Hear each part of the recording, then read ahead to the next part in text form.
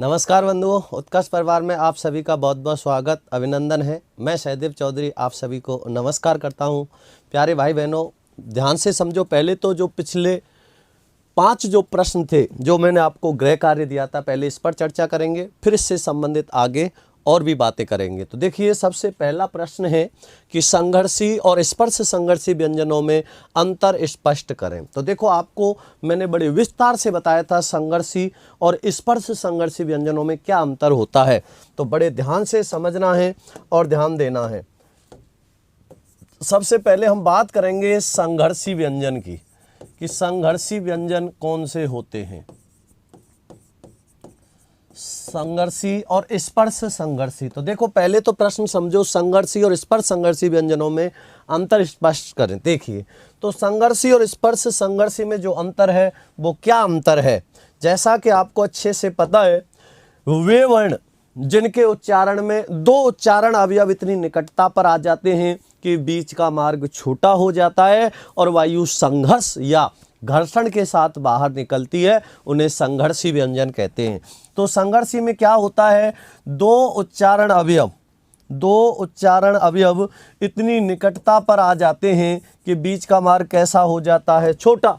जब मार्ग छोटा होगा तो उसमें से जब वायु निकलेगी तो उससे संघर्ष करना पड़ेगा, घर्षण करना पड़ेगा, और घर्षण होगा तो वो गर्म भी होगी, इसलिए इनको संघर्षी या ऊष्म वर्ण कहते हैं। इन्हें ऊष्म भी कह देते हैं क्योंकि संघर्ष के कारण वायु गर्म हो जाती है, इसलिए इनको संघर्षी या ऊष्म वर्ण कहते हैं। ये संघर्षी भी कहलाते हैं और ऊष्म भी कहलाते हैं। कौन कौन से होते हैं, तीनों से और है, ये क्या कहलाते हैं, संघर्षी कहलाते हैं। तो इसका भी आपको विशेष ध्यान रखना है। गलत बात है ये, होमवर्क करना क्यों भूल जाते हो। होमवर्क करना मत भूला करो क्योंकि महत्वपूर्ण होता है, ठीक है ना। तो समझो, अब कोई बात नहीं, आज माफ कर दिया आपको, अगली बार से ध्यान रखना। तो संघर्षी व्यंजन तीनों से और है होते हैं, ये भी आपको विशेष ध्यान रखना, ठीक है। तो देखो, कल आपका गणतंत्र दिवस था, बड़े अच्छे से मनाया होगा, मज़ा आया होगा कल आपको प्रोग्राम भी देखने में। कल देखा होगा आपने प्रोग्राम, गणतंत्र दिवस पर उत्कर्ष की तरफ से कितना अच्छा प्रोग्राम रखा गया था। तो आपको अच्छे से पता है कि यहाँ सिर्फ पढ़ाई नहीं, हर चीज़ को ध्यान रखना होता है। यहाँ पर हम अपनी संस्कृति का भी विशेष ध्यान रखते हैं, ठीक है ना, बिल्कुल। तो उसमें या संघर्षी व्यंजन वे होते हैं जिनमें क्या करना पड़ता है, जीवा को संघर्ष करना पड़ता है। और स्पर्श संघर्षी व्यंजन कौन से होते हैं, स्पर्श संघर्षी व्यंजन वे होते हैं जिनमें उच्चारण का समय अपेक्षाकृत अधिक होता है और उच्चारण के बाद वाला भाग संघर्षी भी हो जाता है। उन्हें क्या कहते हैं, स्पर्श संघर्षी। और स्पर्श संघर्षी में कौन कौन से आते हैं, च, छ, जय और जय, ये इसमें आते हैं। इसका आपको विशेष ध्यान रखना है। हाँ, प्रशांत श्रीवास्तव जी कह रहे हैं कि सर आपका डांस देख के मज़ा आ गया। मुझे डांस करना आता ही नहीं है, मैं तो बस ऐसे ही साथ में कूद लेता हूँ। तो संघर्षी और स्पर्श संघर्षी दोनों का विशेष ध्यान रखना। अब आगे बात करेंगे अगले प्रश्न की, ताड़न जात ध्वनियाँ कौन कौन सी होती हैं। तो देखो, ताड़न माने होता है ताड़ना या निकालना, जात माने होता है जाति से। जिन वर्णों के उच्चारण में जीवा ऐसा महसूस कराती है जैसे उन्हें अपनी जाति से निकाल रही हो, फेंक रही हो, इसलिए इनको क्या कहते हैं, ताड़न जात कहते हैं। हाँ बिल्कुल, समझो ध्यान से। तो इसमें देखिए, महत्वपूर्ण बात क्या है, ताड़न माने क्या होता है, निकालना, जात माने जाति से। तो ताड़न जात जो होते हैं वो कौन कौन से वर्ण होते हैं, तो आपको अच्छे से पता होना चाहिए। अड और अढ़, ये 2 कैसे होते हैं, ताड़न जात, क्योंकि इनके उच्चारण में आप बोल के देखो, जैसे ड और ढ, अब इनके नीचे बिंदु लगा दिया तो इनको कैसे बोलेंगे, अड अढ़। तो ऐसा लगता है जैसे जीवा इन्हें फेंक रही हो, इन्हें अपनी जाति से बाहर निकाल रही हो, इसलिए इनको क्या कहते हैं, ताड़न जात कहते हैं। हाँ बिल्कुल, तो ध्यान रखना इसका, अड और अड। सोनू जी पूछ रही हैं कि सर थके नहीं थे क्या, नाचने से कहीं थकते हैं क्या। हाँ बिल्कुल। अब आगे देखिए, तो ध्यान रखना, इनके जो और उपनाम हैं उनका आपको विशेष ध्यान रखना है। इनको ताड़न जात भी कहते हैं, इन्हें द्विगुण भी कहते हैं, इन्हें द्विपृष्ठ भी कहते हैं और इनको उत्क्षिप्त भी कहा जाता है। ये सारे नाम आपको विशेष ध्यान रखने हैं, इन सब का आपको अच्छे से पता होना चाहिए, विशेष ध्यान रखना। हाँ स्वरूप सिंह सोडा जी, हाँ बिल्कुल, क्योंकि देखो छुट्टियां भी थी, गणतंत्र दिवस का वो भी था, उसके अलावा स्कूल की छुट्टियां भी थी 2 दिन की, इसलिए। हाँ नागिन डांस भी खूब हुआ था। देखो प्रकंपित वर्ण क्या होते हैं, प्रकंपित का मतलब क्या होता है, प्रमा ने पहले कंपित वाने कंपन करे, तो वे वर्ण जिनके उच्चारण में जीवा को पहले कंपन करना पड़ता है, कंपन करने के बाद में फिर उसको बोला जाए, वो प्रकंपित होते हैं। जैसे आप बोलते हो र बोलते हैं, तो जो र वर्ण होते हैं, क्लास कब तक लेंगे प्रशांत चौधरी जी? बिल्कुल, जो भी टॉपिक आपके जुड़े हैं बहुत जल्दी आपको उपलब्ध हो जाएंगे, बिल्कुल भी ना घबराएं, ठीक है ना। तो समझिए यहाँ पर, तो प्रमा ने पहले कंपन माने कंपन करे, तो जिनके उच्चारण में जीवा को पहले कंपन करना पड़ता है, जैसे मैंने कहा रा बोलने में जीवा पहले कंपन करती है, इसलिए इसको प्रकंपित कहते हैं। और प्रकंपित के साथ साथ ऐसा लगता है जैसे ये इसके उच्चारण में ये जीवा से लुढ़क रहा हो, इसलिए इसको लुंठित वर्ण भी कहते हैं। इसका भी आपको विशेष ध्यान रखना है। तो इसे प्रकंपित या लुंठित भी कहते हैं। और प्रकंपित कौन सा होता है? र होता है। और इसी को क्या कहा जाता है? लुंठित भी कहा जाता है। ये भी हम पिछली कक्षा में बात कर चुके थे। स्वरों के अलावा और किन वर्णों में संघर्ष नहीं करना पड़ता? तो आपको पता है किसमें नहीं करना पड़ता? एक तो य में और एक व में। य और व, इन दोनों के उच्चारण में भी क्या नहीं करना पड़ता? संघर्ष नहीं करना पड़ता। इसीलिए इन्हें अर्ध स्वर भी कहते हैं। यही क्या कहलाते हैं? अर्ध स्वर भी कहलाते हैं। इसका भी आपको विशेष ध्यान रखना है। हाँ सुरेंद्र कुलिया जी धन्यवाद। बिल्कुल, कल का दिन ही धुआं धुआं करने का था।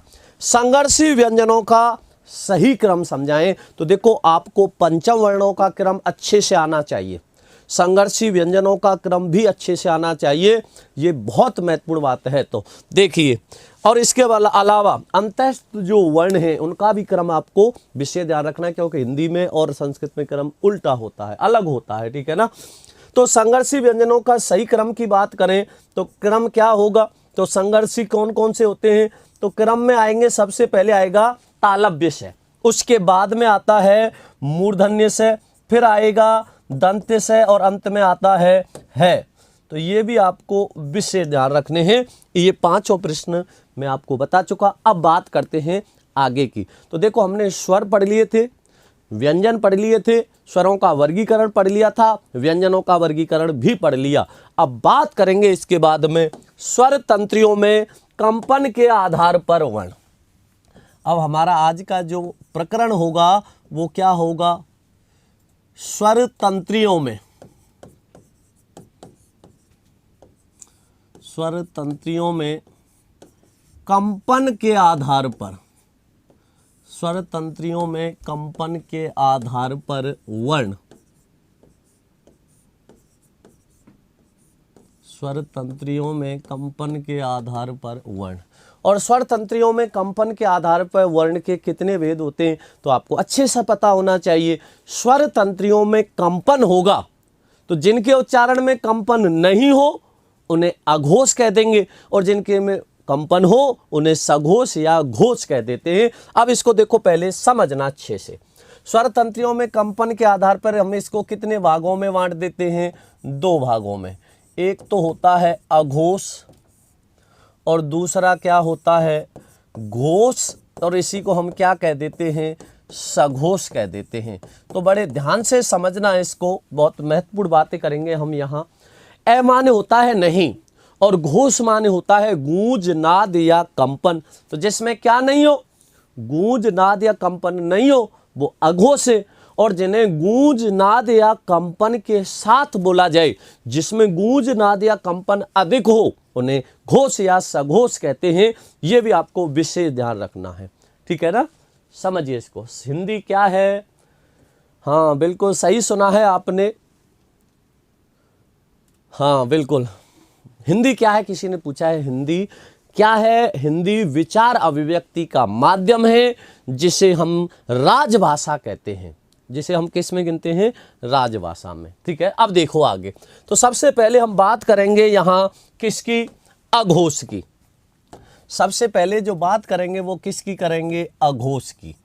तो देखो अघोष को ध्यान से समझना, नाम से पता लग रहा होगा अधन घोष। अब इसमें एक शब्द आ रहा है घोष। क्या शब्द आ रहा है, घोष। और घोष का अर्थ क्या होता है, यहां ध्यान देना। ए माने नहीं, घोष माने गूंज, नाद या कंपन। जिसमें क्या नहीं हो, गूंज, नाद या कंपन नहीं हो, उन्हें क्या कहते हैं, अघोष कहते हैं। तो ध्यान से समझना।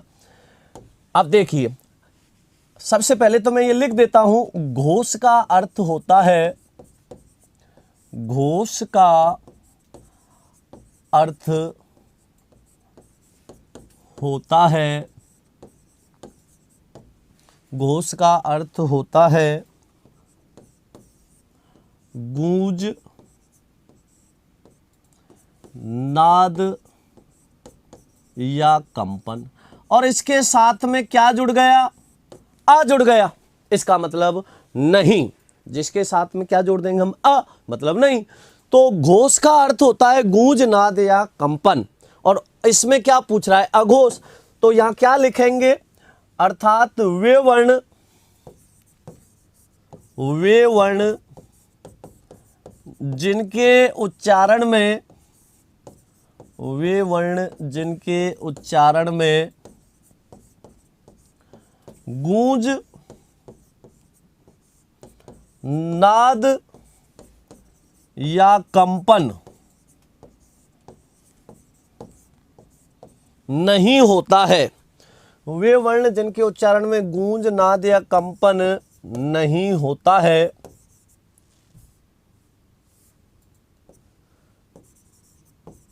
अघोष वर्ण कहलाते हैं।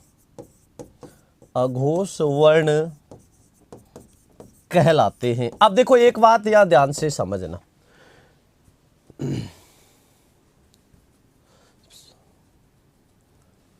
देखिए बहुत अच्छे से समझना इसको ध्यान से।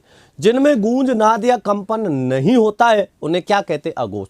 अब जब आप किसी काम की शुरुआत करते हो, जब किसी काम की शुरुआत करोगे, हाँ बिल्कुल शील कुमार जाटव जी बिल्कुल ले सकते हैं, क्यों नहीं ले सकते, बिल्कुल बहुत उपयोगी है आपके लिए। तो ध्यान से समझना इसका अच्छे से।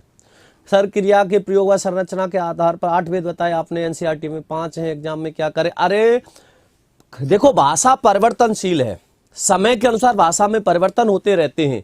याद रखना, आपको उत्तर 8 देना है और 8 भेद आपको अच्छे से याद होने चाहिए, क्योंकि 5 नहीं 3 थे, लेकिन वर्तमान समय में 8 भेद हैं और वो 8 ही ध्यान रखने हैं। ठीक है ना, वर्तमान समय में अगर आपसे पूछे प्रश्न का उत्तर आपको 3 या 5 नहीं 8 ही देना है, ध्यान रखना। ठीक है ना, तो ये देखो ध्यान से समझना, वे वर्ण जिनके उच्चारण में गूंज, नाद या कंपन नहीं होता है अघोष वर्ण कहलाते हैं। अब जब आप किसी काम की शुरुआत करोगे तो जाहिर सी बात है शुरुआत में उसकी चाल या गति धीमी होती है, लेकिन जैसे जैसे उस काम को आप करते रहोगे तो वो आपके अभ्यास में आएगा और उसकी चाल या गति भी बढ़ जाती है। तो प्रत्येक वर्ग का पहला और दूसरा वर्ण जो होगा उसे हम धीरे बोलेंगे, लेकिन जैसे जैसे आगे बढ़ेंगे उसकी जो गूंज है, उसका जो कंपन है, उसकी जो नाद है वो बढ़ती जाएगी। इसलिए प्रत्येक वर्ग का पहला, दूसरा और तीनों से क्या कहलाते हैं, अघोष कहलाते हैं। तो देखिए मैं यहां लिख रहा हूं, जैसे जैसे प्रत्येक वर्ग का, जैसे प्रत्येक वर्ग का पहला, दूसरा वर्ण। अब प्रत्येक वर्ग का पहला, दूसरा वर्ण मतलब वर्ग कितने हैं, 5 वर्ग हैं, 5 वर्ण हैं, 5 वर्ग हैं। और 5 वर्गों में देखिए सबसे पहला वर्ग कौन सा आता है, क वर्ग। तो क और ख क वर्ग के आ गए, च वर्ग के च और छ आ गए, ट वर्ग के ट और ठ आ गए, और तय वर्ग के कौन कौन से आ जाएंगे, तय और थ आ जाएंगे। तो प्रत्येक वर्ग का पहला, दूसरा, तय थ और प वर्ग के प फ, प्रत्येक वर्ग का पहला, दूसरा और तीनों से। और क्या आएंगे इसमें, और तीनों से। तो पहले तो तालव्य से, फिर मूर्धन्य से और उसके बाद दंत्य से। इनकी संख्या कितनी हो जाएगी? इनकी संख्या 13 हो गई। तो ये 13 वर्ण क्या कहलाते हैं? अघोष कहलाते हैं। इसका आपको विशेष ध्यान रखना है। तो बिल्कुल त्रिशा भारती जी, कै खे चे छे टे ठे ते थे पै फे, इनके साथ में तीनों से भी आएंगे, क्योंकि ये तीनों से इसके साथ जोड़े जाते हैं, इसलिए इन्हें हम कहते हैं अघोष। तो मैंने क्या कहा था कि प्रत्येक वर्ग का पहला दूसरा, क्योंकि शुरुआत में धीमे बोलते हैं फिर तेज हो जाते हैं, तो ये भी विशेष ध्यान रखनी है, ठीक है ना। तो ये कौन से हो गए? अघोष। इनको अघोष क्यों कहा? क्योंकि इनमें गूंज, नाद या कंपन नहीं होता। अब बात करेंगे सघोष की। अब इसके बाद में बात करेंगे, वो किसकी करेंगे? हम सघोष की बात करेंगे। सघोष कौन कौन से होते हैं, इनका भी आपको विशेष ध्यान रखना है। बात करेंगे आगे सघोष की। अब सघोष वर्ण कौन कौन से होंगे? स माने होता है सहित, और घोष माने होता है गूंज, नाद या कंपन। तो जिन्हें किसके साथ बोला जाए? गूंज, नाद या कंपन के साथ बोला जाए, उन्हें क्या कहते हैं? सघोष वर्ण कहते हैं। तो जाहिर सी बात है कौन से होंगे? प्रत्येक वर्ग का पहला दूसरा। आप किसी ने प्रश्न पूछा, अनुपमा शर्मा जी पूछ रही हैं सर हिंदी का पाणिनि किसको कहते हैं? तो आपको उस दिन मैंने बताया भी था, बड़ा ध्यान रखना इस बात का, क्योंकि जैसे संस्कृत को सबसे ज्यादा महत्व जो संस्कृत में दिया जाता है वो पाणिनि जी को, और हिंदी में जो सबसे ज्यादा महत्व दिया जाता है वो कामता प्रसाद गुरु जी को दिया जाता है, जिनके नाम पर डाक टिकट भी बनी थी। ध्यान रखना इसका, ठीक है ना। तो देखिए सघोष वर्ण, सघोष स माने सहित, घोष माने होता है गूंज, नाद या कंपन। जिन्हें किसके साथ बोला जाए? गूंज, नाद या कंपन के साथ बोला जाए, वो सघोष वर्ण कहलाते हैं। तो मैं यहां लिख रहा हूं वे वर्ण जिनके उच्चारण में, वे वर्ण जिनके उच्चारण में गूंज, नाद या कंपन पैदा होता है। वे वर्ण जिनके उच्चारण में गूंज, नाद या कंपन पैदा होता है, घोष या सघोष वर्ण कहलाते हैं। घोष या सघोष वर्ण कहलाते हैं। देखो ऐसे नहीं कि मैंने लिख दिया, किताबों ने कह दिया, मान लिया, ऐसा नहीं। बात करेंगे, क्योंकि मैं पहले कह चुका था कि हम जो कुछ भी पढ़ेंगे प्रमाण सहित पढ़ेंगे, सप्रमाण पढ़ेंगे, कारण सहित पढ़ेंगे। ये भी आपको विशेष ध्यान रखना है, अच्छे से समझ लेना, ठीक है ना। शिव भानु प्रताप सिंह जी नमस्कार। जैसे अब इसमें कौन से आएंगे? इसमें कौन से आएंगे? तो पहला दूसरा तीनों से किसमें आते हैं? अघोष में। वर्ग कितने होते हैं? 5। प्रत्येक वर्ग में वर्ण कितने होते हैं? 5। 2 हम ले चुके, बाकी किस में आएंगे? तो यहां कौन कौन से आएंगे? प्रत्येक वर्ग का, अगर बात करें कि वर्णों की, तो कौन कौन से आएंगे? प्रत्येक वर्ग का तीसरा, चौथा, पांचवा। प्रत्येक वर्ग का तीसरा, चौथा, पांचवा। अब बात करें अगर क वर्ग के तीसरे, चौथे, पांचवें की, तो क वर्ग का तीसरा, चौथा, पांचवा क्या होते हैं? तो क वर्ग का तीसरा, चौथा, पांचवा ग, घ और अंग। च वर्ग के क्या होते हैं? ज, झ, य। ट वर्ग के क्या होते हैं? ड, ढ, अणे।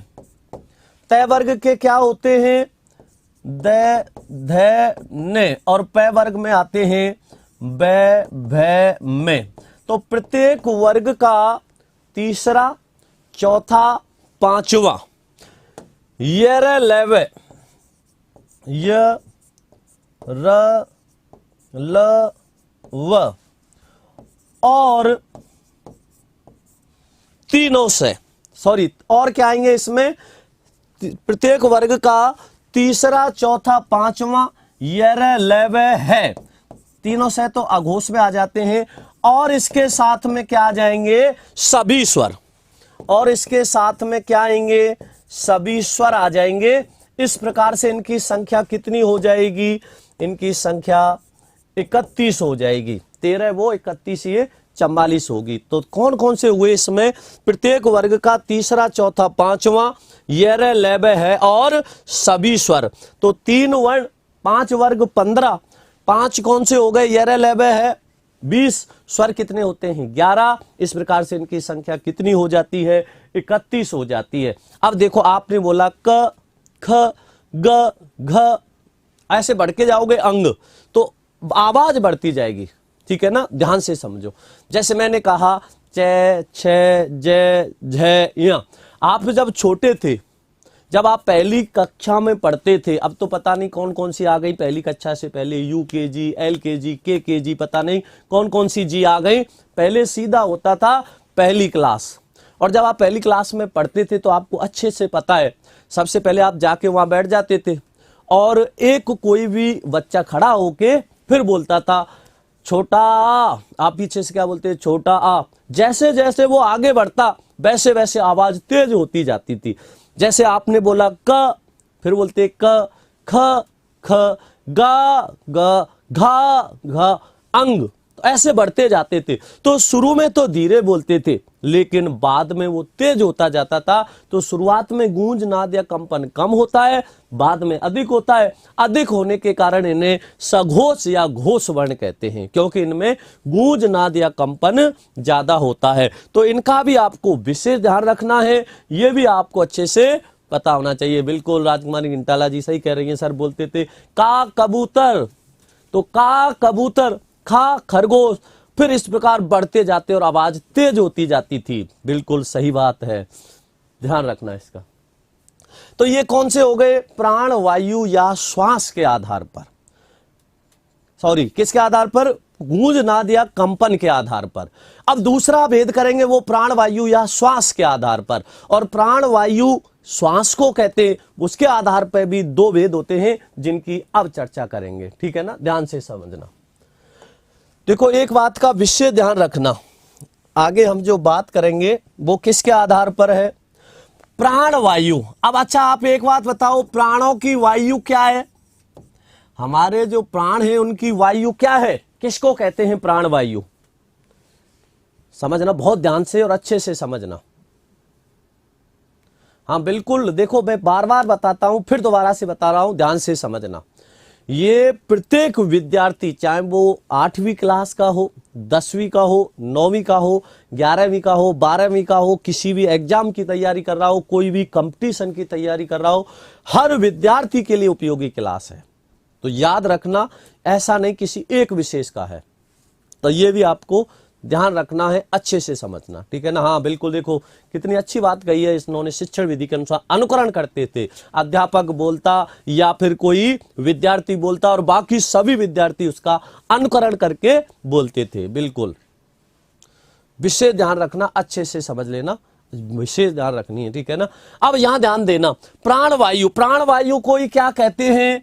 श्वास कहते हैं। प्राण वायु को ही क्या कहते हैं?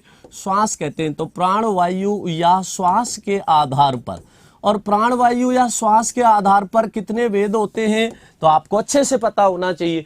जिनके उच्चारण में मुख विवर्त से या तो कम मात्रा में वायु बाहर निकलेगी या ज्यादा मात्रा में वायु बाहर निकलेगी। जिनमें कम निकलती है उन्हें अल्प प्राण कह देते हैं, जिनमें ज्यादा मुख से बाहर वायु निकलती है उन्हें महाप्राण कहते हैं। तो इसके 2 भेद होते हैं कम और ज्यादा के आधार पर। तो पहला भेद क्या है? अल्प प्राण। सबसे पहला जो भेद होगा वो कौन सा होगा? अल्प प्राण। और इसका जो दूसरा भेद हो जाता है वो कौन सा होता है? महाप्राण होता है। दूसरा भेद कौन सा होगा? महाप्राण होगा। तो अल्प प्राण वर्ण और महाप्राण वर्ण विशेष ध्यान रखना, अच्छे से समझना। ठीक है ना? देखिए, तो नाम से पता लग गया होगा, अल्प माने कम, प्राण माने वायु।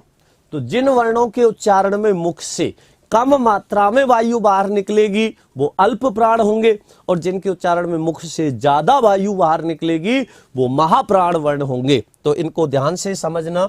सबसे पहले बात करेंगे हम अल्प प्राण वर्णों की। अल्प प्राण, अल्प माने कम, प्राण माने वायु। तो मैं लिख देता हूं इसमें, फिर इसको ध्यान से समझेंगे। वे वर्ण जिनके उच्चारण में, वे वर्ण जिनके उच्चारण में मुख विवर से, मुख विवर मतलब होता है मुख के भीतरी भाग से, वे वर्ण जिनके उच्चारण में मुख विवर से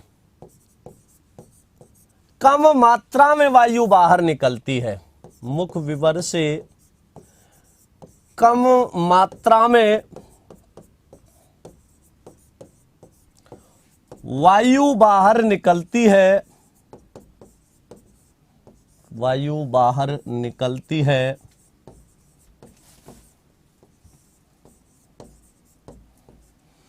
अल्प प्राण वर्ण कहलाते हैं। क्या कहलाते हैं? अल्प प्राण वर्ण कहलाते हैं। अब आप ये ऐसे मत सोचना कि मैंने कह दिया, किताबों में लिखा हुआ है इसलिए आपने मान लिया, ऐसा नहीं है। बोल के देखो ऐसा हो रहा है क्या, या आपने मेरे कहने से ही मान लिया? आप बोल के देखो किनके उच्चारण में मुख से कम मात्रा में वायु निकलती है। जैसे मैं यहां लिख देता हूं, जैसे जैसे प्रत्येक वर्ग का, जैसे प्रत्येक वर्ग का पहला, तीसरा, पांचवा, प्रत्येक वर्ग का पहला, तीसरा, पांचवा। अब कवर्ग का कौन सा होता है? हाँ, राजकुमारी जी ने बोल के देख लिया। चलो अभी पूछूंगा, पहले इसको समझो। प्रत्येक वर्ग का पहला, तीसरा, पांचवा। अब सबसे पहले लेंगे कवर्ग। क वर्ग का पहला, तीसरा, पांचवा क्या होता है? क गए अंग। च वर्ग का च ज या। ट वर्ग का ट डणे, ट डणे। त वर्ग का त दने, और प वर्ग का प ब में। अब इनको देखो ध्यान से समझना।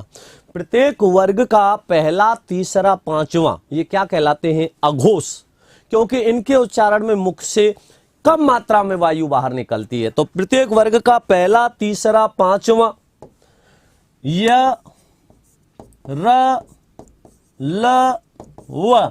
अब देखो यह और वह अर्धस्वर है, जहां अर्धस्वर आते हैं वहां सभी स्वर भी आएंगे। तो य, र, ल, व और सभी स्वर, और सभी स्वर ये क्या कहलाते हैं? अल्प प्राण कहलाते हैं। और इनकी संख्या कितनी होगी? तो पहला, तीसरा, पांचवा मतलब तीन तो क्या हो गए? वर्ण। वर्ग कितने हैं? 5। तो 3 वर्ण 5 वर्ग 15। कितने हो गए? 15। अब इसके बाद में यह 4 हो गए 19, और 11 स्वर हो गए। तो ये कितने हो गए? 30 होते हैं अल्प प्राण। अब देखो कैसे हमने इनको कैसे मान लिया। तो आप हाथ को ऐसे करो। बहुत बहुत धन्यवाद किरण सामोता जी। देखो आप ऐसे हाथ करो, हाथ को ऐसे कर लिया। बहुत ध्यान से समझना, कोई भी चीज रटनी नहीं। एक कहावत सुनी होगी, हाथ कंगन को आरसी क्या, पढ़े लिखे को फारसी क्या। जो प्रत्यक्ष होता है उसको प्रमाण की आवश्यकता नहीं पड़ती। तो आपको भी खुद प्रयोग करके देखना है। जैसे आपको पहले बोलना है पहला, तीसरा, पांचवा, तो आपने बोला ऐसे, हाथ को आगे रखो और अब बोलिए क, ख, ग, घ। तो क बोलने में हवा कम निकली, खा में ज्यादा निकली, गा में कम निकली, घा में ज्यादा निकली। ऐसे आप बोल के देखिए, च, छ, ज, झ, या। तो पहले तीसरे में मुख से हवा कम निकल रही है। हाथ को कर लो और हाथ में जब हवा का जो वेग आएगा, किस में ज्यादा पड़ रहा है उससे पता लग जाएगा। तो हाथ को ऐसे उल्टा कर लो और अब इसको बोल के देखो। जब बोल के देखोगे क, ख, ग, घ, तो हवा का वेग अपने आप बता देगा, अपने आप बता देगा कि ये किस में कम है और किस में ज्यादा है। तो बोल के देखा होगा, आपको अच्छे से पता लग गया होगा। तो विशेष ध्यान रखना इसका।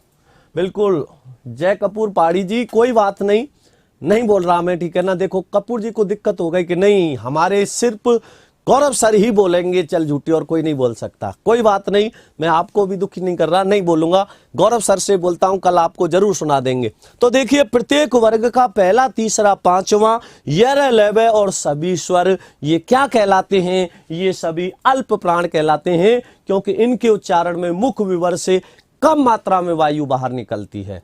आगे बात करेंगे महाप्राण वर्ण की। दूसरा इसका जो वेद है वो कौन सा है? महाप्राण वर्ण। महाप्राण। अब महा का मतलब क्या होता है? ज्यादा। प्राण माने क्या होता है? वायु। तो जिसके उच्चारण में ज्यादा क्या निकले? मुख से वायु निकले, वो क्या कहलाएंगे? महाप्राण वर्ण कहलाएंगे। तो विशेष ध्यान रखना इस बात का। अच्छा बोल के देख लिया तो नहीं महसूस हुआ क्या? बोल के देखा होगा, महसूस हो गया होगा। अब देखिए महाप्राण। तो महाप्राण कौन से हैं? वे वर्ण जिनके उच्चारण में, वे वर्ण जिनके उच्चारण में, वे वर्ण जिनके उच्चारण में मुख विवर से, मुख विवर आप जानते हैं मुख के भीतरी भाग से, मुख विवर से अधिक मात्रा में वायु बाहर निकलती है, अधिक मात्रा में वायु बाहर निकलती है,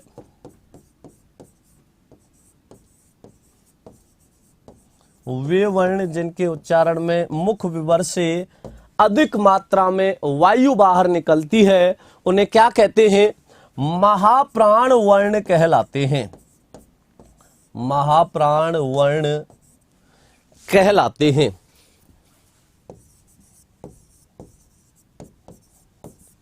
महाप्राण वर्ण कहलाते हैं। कौन कौन से होते हैं महाप्राण वर्ण? जैसे अब महाप्राण में कौन कौन से आएंगे? जैसे प्रत्येक वर्ग का, महाप्राण में कौन कौन से आएंगे? प्रत्येक वर्ग का समवर्ण, मतलब दूसरा चौथा, प्रत्येक वर्ण का दूसरा चौथा। तो प्रत्येक वर्ग का दूसरा चौथा, तो दो वर्ण हो जाएंगे, वर्ग 5 हो जाएंगे। तो यहां पर प्रत्येक वर्ग का दूसरा चौथा में कौन कौन से आएंगे?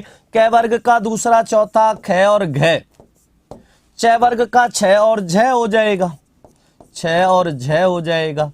ट वर्ग का कौन सा होगा? ठ और ढ हो जाएगा।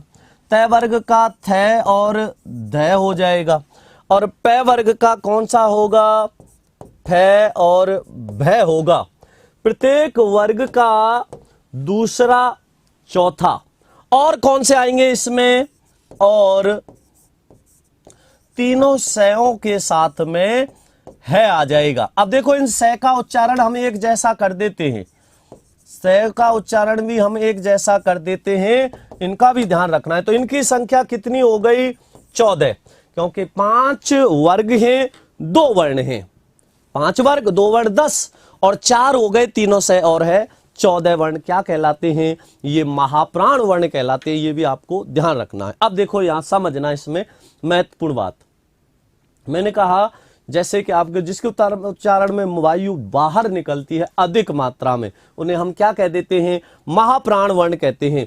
तो ख घ छ झ, तो ये आपने बोल के देखा होगा, बोलने से आपको अच्छे से पता लग गया होगा। विशेष ध्यान रखना इसका भी, ठीक है ना। अब ध्यान दो आगे।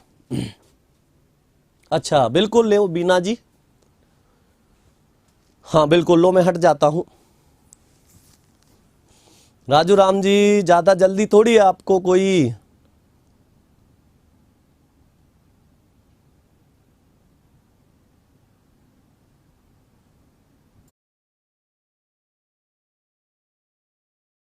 हाँ बिल्कुल पीडीएफ भी मिलेगी आपको इसको,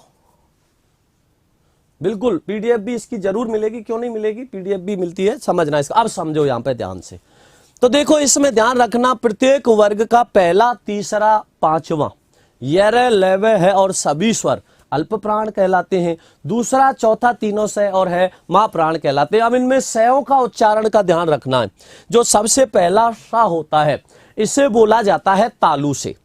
कहां से बोलते हैं इसको, तालु से बोलते हैं। तो जिह्वा क्या करेगी, तालु की तरफ जाएगी। तो तालु की तरफ जाएगी तो इसको कैसे बोलेंगे, श। कैसे बोलेंगे, श। दूसरा स होता है ये बोला जाता है मूर्धा से, तो इसे कैसे बोलेंगे, श। और जो तीसरा स होता है इसके उच्चारण में जीवा दांतों को छुएगी। जब जीवा दांतों को छुएगी तो वहां से सीटी निकलती है, स। कैसे बोलेंगे इसको, स, क्योंकि जीवा दांतों को छुएगी, इसलिए आपको विषय ध्यान रखना है। तो ये भी आपको अच्छे से ध्यान रखना है। बिल्कुल महिपाल तारण जी, क्यों नहीं है, बहुत उपयोगी है आपके लिए। एक दो हर चीज बहुत विस्तार से और बड़े ध्यान से समझा रहा हूं, ध्यान दीजिए, ठीक है ना। हट गया, लो ले लो, आप स्क्रीनशॉट लेना है तो हालांकि पीडीएफ मिल जाएगी, आपको दिक्कत नहीं होनी चाहिए। 24 घंटे के भीतर पीडीएफ उपलब्ध हो जाती है। बहुत बहुत धन्यवाद अभिनव चौधरी जी। हाँ बिल्कुल, मार्क इंडिया जी बिल्कुल आएगी। तो ये क्या हो गए, प्राण वायु के आधार पर। तो हमें वर्णों को किसके आधार पर, एक तो स्वर तंत्रियों में कंपन के आधार पर दो भागों में बांट देते हैं। स्वर तंत्रियों में कंपन के आधार पर अघोष और सघोष होते हैं। दूसरा, प्राण वायु या श्वास के आधार पर भी इसको दो भागों में बांट देते हैं, और दो भाग होते हैं अल्प प्राण और महाप्राण। यहां तक किसी प्रकार की कोई कंफ्यूजन नहीं रही होगी। अब बात करेंगे इसके बाद आगे, बात आगे हम करेंगे वो किसकी करेंगे, व्यंजनों सॉरी उच्चारण स्थान के आधार पर। यह बात आपको बड़े ध्यान से समझनी है। उच्चारण स्थान के आधार पर, उच्चारण स्थान के आधार पर।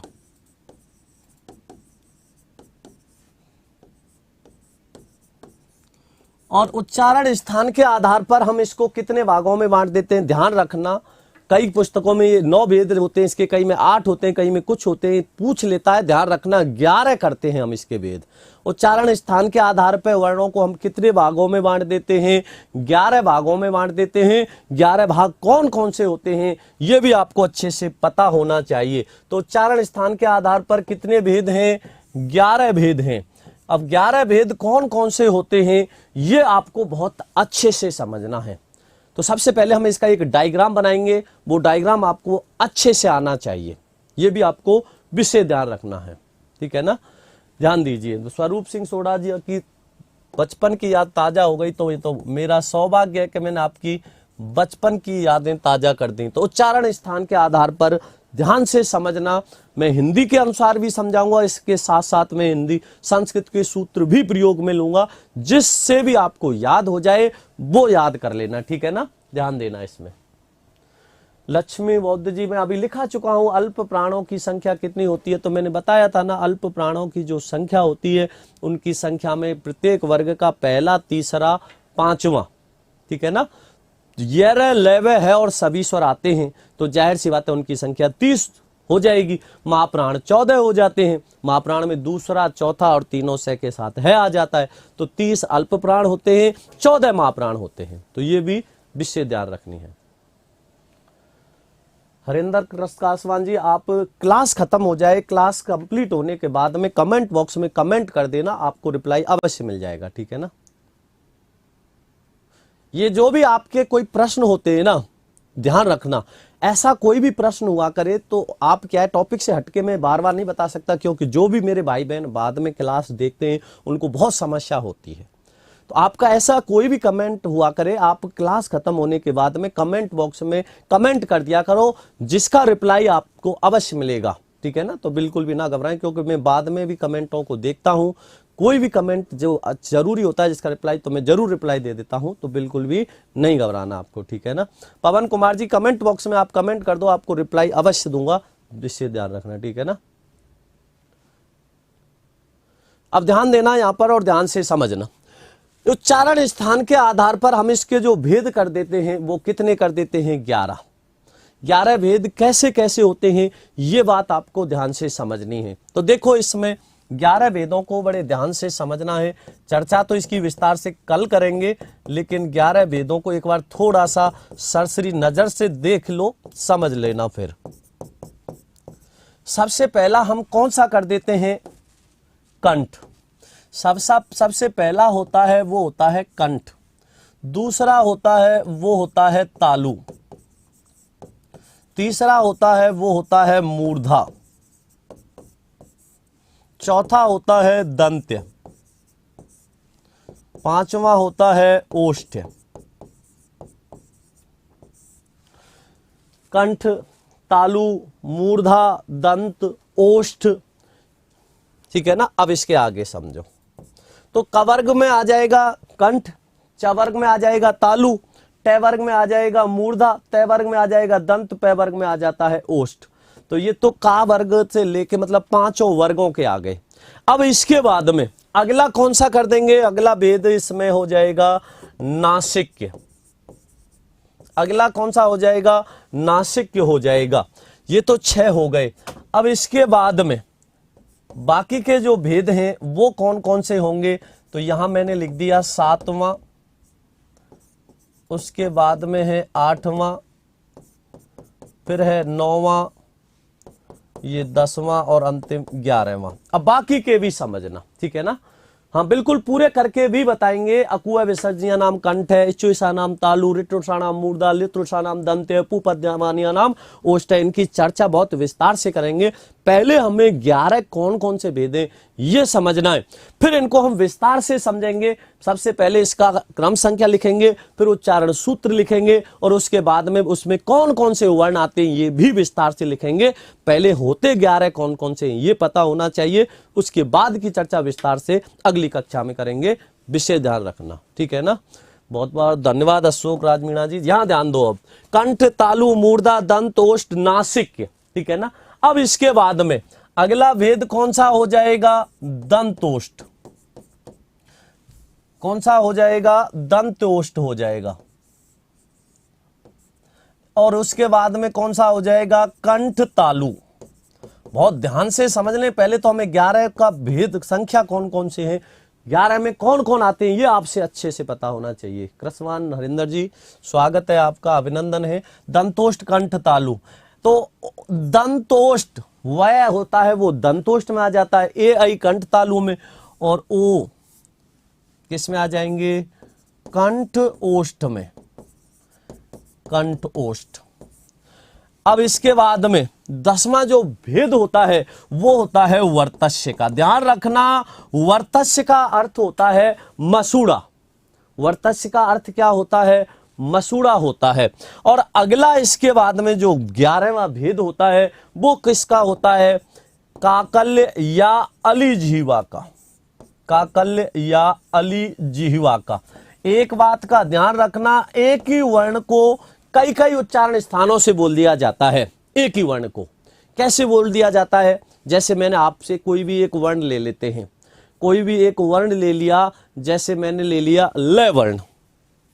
अब इस ल वर्ण का उच्चारण स्थान कौन कौन सा है आपको अच्छे से पता है। लिर तुलसा नाम दंत्य, एक तो तवर्ग में, और एक कौन सा आता है? ले वाला। अब ले वाला कौन सा होगा? जैसे मैंने आपसे अभी कहा लिर तुलसा नाम दंत्य, तो दंत से कौन कौन से बोले जाते हैं? तय वर्ग आएगा पूरा, और ल और स भी आ जाएंगे। तो ल दंत से भी बोल रहा है, ल को वर्तस्य से भी बोला जाता है, रे, ने, ल, सैजय, इनको मसूड़ों से भी बोला जाता है। एक ये भी आपको ध्यान रखना है। अब इसमें परीक्षा में कौन से को सही करेंगे, कैसे करेंगे, ये बात भी हम बाद में करेंगे। सबसे महत्वपूर्ण जो होता है वो कौन सा होता है? होता है। है का उच्चारण 3 स्थानों से किया जाता है। जो है वर्ण होता है कौन सा होता है? विषय ध्यान से रखना, देखिए इसमें समझिए। जो है वर्ण है, इस है वर्ण का उच्चारण कितने स्थानों से किया जाता है? 3 स्थानों से किया जाता है। एक तो कौन सा होता है? कंठ से। एक तो इसको कहां से बोला जाता है? कंठ से बोला जाता है। विषय ध्यान से समझना। दूसरा कौन सा होता है? इसे कहां से बोला जाता है? काकल्य से बोला जाता है। कहां से बोला जाता है? काकल्य से। और तीसरा इसको कहां से बोला जाता है? अली जिह्वा से बोला जाता है। अली जिह्वा से। कंठ कहां है? यहाँ पर कल ये भी चर्चा करेंगे कंठ कहाँ होता है, तालु कहाँ होता है, कैसे पहचानोगे, इसकी भी बात अवश्य करेंगे। तो यहाँ ध्यान रखना, कंठ से जहां पर काकल्य क्या है, मुंह आ बोलते हो, एक घंटी सी लटकी रहती है, वो काकल्य का पास होता है, और एक होती है अली जीवा जहां से जीवा मोड़ खाती है। इस प्रकार से इनको 3 स्थानों से बोला जाता है। विषय ध्यान रखना, अच्छे से आपको पता होना चाहिए। तो ये भी आपको विषय ध्यान रखना है। तो देखिए कितने वेद हो गए, इसके है कि 3 वेद, तो इनको भी पूछ लेता है। कई प्रकार से कई तरह के प्रश्न यहां बन जाते हैं, तो ये भी आपको विषय ध्यान रखना है। अब आपको यहां तक समझ आ गया होगा, ये विस्तार से इसकी चर्चा करेंगे कल। आपका जो होमवर्क है इसका भी आपको विषय ध्यान रखना है, होमवर्क आपको अच्छे से पता रखना है। तो देखिए अगला जो आपका होमवर्क है आज का, वो ये है, स्वर तंत्रियों में कंपन के आधार पर वर्णों के भेदों को समझाएं, प्राणवायु के आधार पर वर्णों के कितने भेद होते हैं, है वर्ण को विस्तार से समझाएं, सघोष वर्ण कौन कौन से होते हैं, जिन वर्णों के उच्चारण मुख विवर से वायु ज्यादा बाहर निकलती है उन्हें क्या कहते हैं, ये सब आपको पढ़ के आने हैं। विस्तार से चर्चा इसकी हम कल करेंगे। तो आज के लिए इतना ही काफी है। सभी भाई बहनों को नमस्कार, धन्यवाद, जय श्री कृष्णा, राधे राधे। अब हो सकता है कल आपके समय में थोड़ा सा कोई बदलाव हो जाए, उसकी सूचना आपको अवश्य मिल जाएगी, ठीक है ना, क्योंकि कल से यहाँ उत्कर्ष में ऑफलाइन बैचों की शुरुआत हो रही है, और ऑफलाइन बैचों में सबसे ज़्यादा क्लास होने के कारण बहुत ज़्यादा मेरी हिंदी की क्लास होती है। इस वजह से थोड़ा सा समय में कोई परिवर्तन हो सकता है, जिसकी आपको सूचना अवश्य मिल जाएगी। तो सभी भाई बहनों को नमस्कार, धन्यवाद, जय श्री कृष्णा, राधे राधे।